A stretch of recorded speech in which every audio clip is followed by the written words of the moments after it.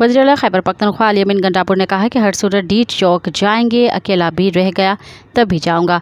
अगर किसी ने तशद्दुद किया तो हालत का वो जिम्मेदार होगा। मेरे पास एहतजाज मुलतवी करने का इख्तियार नहीं। अली अमीन गंडापुर का कहना था कि मेरा इख्तियार पानी चेयरमैन के पास है, वो जो हुक्म देंगे उस पर रद्द अमल करूँगा।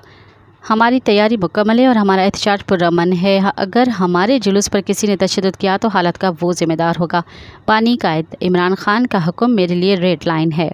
मुझसे एहतजाज के हवाले से रब्ता करने की ज़रूरत नहीं है। मेरे पास एहतजाज मुलतवी करने का इख्तियार नहीं है।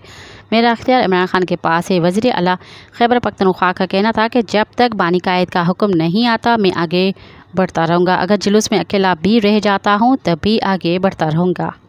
मज़ीद ख़बरनि ऐं तफ़सीलात लाइ विज़िट कयो असांजी वेबसाइट www.awamiNewsHD.com ऐं ॾिसंदा रहो अवामी न्यूज़ HD।